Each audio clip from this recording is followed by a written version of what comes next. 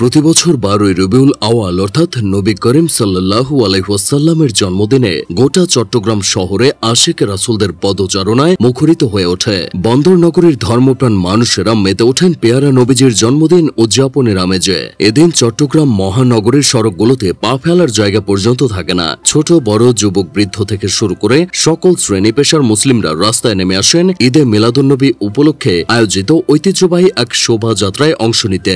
বীর চট্টলার সেই ঐতিহ্যবাহী শোভাযাত্রার নাম হল জশ্নে জুলুস। প্রায় 52 বছরেরও বেশি সময় ধরে আঞ্জুমান এ রহমানিয়া আহমদিয়া সুন্নিয়া ট্রাস্টের উদ্যোগে ঈদে মিলাদুন্নবীর এই বিশাল ধর্মীয় শোভাযাত্রা আয়োজিত হয়ে আসে। সর্বপ্রথম 1974 সালে দরবারে আলিয়া কাদেরিয়া সিরিকোট শরীফের পীর সৈয়দ মোহাম্মদ তৈয়ব শাহের নির্দেশে জশ্নে জুলুস আয়োজিত হয়েছিল।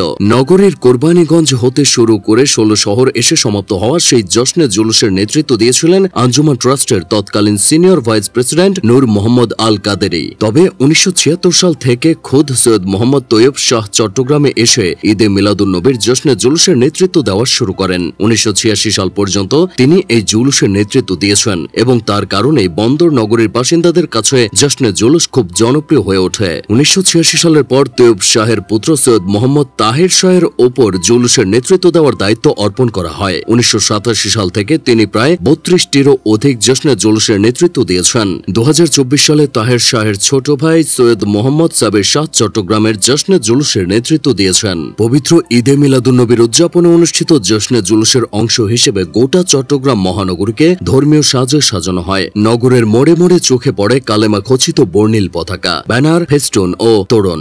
সেই সাথে বিভিন্ন ধরনের আলোকসজ্জারও ব্যবস্থা থাকে। নিশ্ছিদ্র নিরাপত্তার চাদরে ঢেকে ফেলা হয় গোটা চট্টগ্রাম শহরকে। ঐতিহ্যবাহী এই জুলুসটি চট্টগ্রামের শহরের প্রায় 17টি পয়েন্ট ও 10টি গুরুত্বপূর্ণ মোড় প্রদক্ষিণ করে। সকাল 8টায় নগরের 16 শহর থেকে শুরু হয়ে বেবিরহাট, মুরাদপুর, মির্জালপুর, কাতালগঞ্জ, অলিখা মসজিদ, চট্টগ্রাম কলেজ, গনি বেকারে, খাস্তগের স্কুল, আসকার দিঘি, কাজীর দেউরি, আলমাস, ওয়াসা মোড়, জিউসি ও 2 নম্বর গেট প্রদক্ষিণ শেষে পুনরায় 16 শহরে এসে সমাপ্ত হয়। এ সময় হামদ, নাথ, তাকবীর, দরুদ শরীফ, গজল ও জিকিরে মুখরিত হয়ে ওঠে গোটা চট্টগ্রাম। কেউ পায়ে হেঁটে, কেউ মোটরসাইকেলে, কেউ আবার ট্রাকে কিংবা পিকআপে চড়ে এই জুলুসে অংশ নেয়। জুলুসে অংশগ্রহণকারীদের জুস, পানি, শরবত, খেজুর, চকলেট, জিলাপি, আপেল, কমলা সহ আরো নানা ধরনের জিনিস ফ্রিতে বিতরণ করা হয়। তাছাড়া জশ্নে জুলুস উপলক্ষে নগরের বিভিন্ন সড়কে ভাসমান মেলা চোখে পড়ে, যেখানে টুপি, মেসওয়াক, আতর, পাঞ্জাবি, ইসলামিক বই, পতাকা ও তসবিহ বিক্রি করেন অনেকে।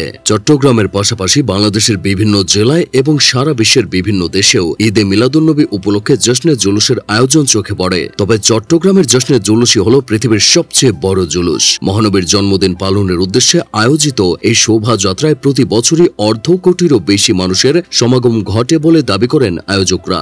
বন্দরনগরী চট্টগ্রামে যে প্রিয় নবী হযরত মুহাম্মদ সাল্লাল্লাহু আলাইহি ওয়াসাল্লামের আশিকদের কমতি নেই, তার এক উজ্জ্বল দৃষ্টান্ত হল ঐতিহ্যবাহী এই জশ্নে জুলুস।